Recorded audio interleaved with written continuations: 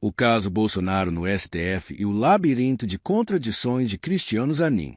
No coração do Supremo Tribunal Federal, STF, uma tempestade jurídica está prestes a eclodir. O ministro Cristiano Zanin, atual presidente da primeira turma do tribunal, encontra-se diante de um desafio colossal: julgar o ex-presidente Jair Bolsonaro na ação penal que investiga a suposta trama golpista. Mas há algo que torna essa missão ainda mais espinhosa para Zanin. Ele próprio já foi um crítico ferrenho das práticas que agora parecem estar sendo adotadas contra Bolsonaro. A Folha de São Paulo trouxe à tona uma matéria incendiária que expõe as contradições do ministro, colocando em uma sinuca de bico praticamente impossível de escapar.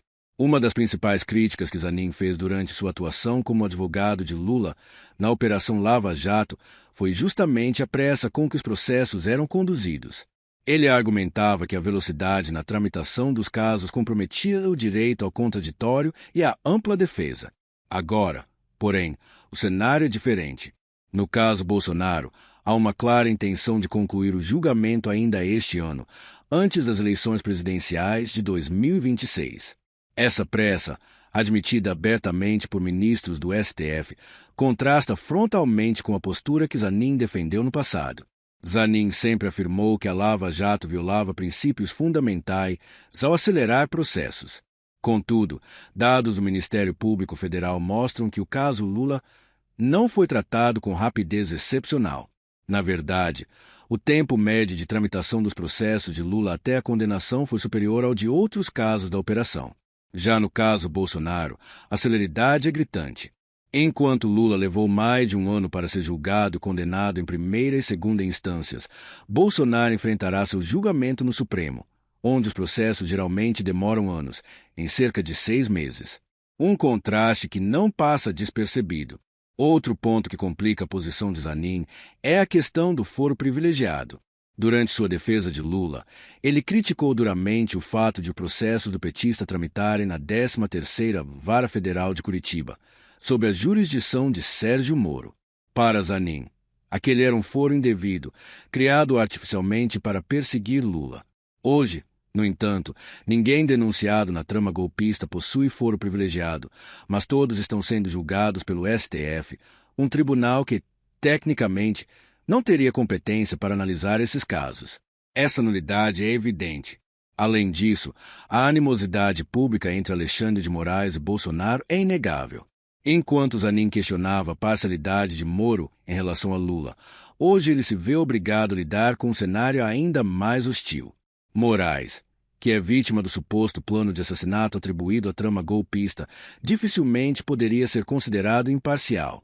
E Zanin, ao integrar a turma que julgará Bolsonaro, carrega consigo as mesmas contradições que um dia apontou nos juízes da Lava Jato. Aqui reside o maior dilema de Zanin: como conciliar suas antigas defesas com as decisões que precisará tomar agora? Tudo o que ele escrever sobre o caso Bolsonaro será inevitavelmente comparado às peças de defesa que redigiu para Lula. Milhares de documentos, recursos e argumentos podem ser confrontados, revelando um duplo padrão difícil de ignorar. Se antes ele clamava por rigor técnico e respeito ao devido processo legal, hoje parece assistir a um espetáculo de arbitrariedade sem precedentes. Os abusos cometidos contra Bolsonaro são reais e flagrantes. Não há semelhança alguma com o que ocorreu na Lava Jato, pois lá, apesar de todas as críticas, havia pelo menos uma tentativa de seguir a lei. Já no caso atual, a violação sistemática de princípios constitucionais é escancarada. Como Zanin poderá justificar isso? Diante de tantas contradições, existe apenas uma saída honrosa para Zanin: declarar-se impedido ou suspeito e pedir para se afastar do caso. Qualquer outra decisão só aumentará o constrangimento e a exposição pública. Ao permanecer no julgamento, ele arrisca manchar permanentemente sua reputação, tornando-se símbolo de hipocrisia e falta de compromisso com a justiça. Além disso, vale lembrar que os ventos políticos mudam. O tempo é implacável e, em poucos anos, a composição do STF pode ser diferente. Quando isso acontecer, os abusos cometidos hoje certamente serão questionados. Quem sabe até mesmo punidos. Portanto, para evitar maiores danos à sua trajetória, Zanin precisa reconhecer a gravidade da situação e agir com transparência. O caso Bolsonaro no STF é mais do que um simples julgamento, é um teste para a credibilidade do sistema de justiça brasileiro. As contradições de Zanin expõem fragilidades profundas, mostrando que nem sempre os guardiões da Constituição estão livres de vieses e interesses pessoais. Resta saber se o ministro terá coragem de encarar seus próprios argumentos, se fazer a escolha certa, ou se, ao contrário, sucumbirá à pressão e perpetuará um ciclo de injustiças que só enfraquece a democracia.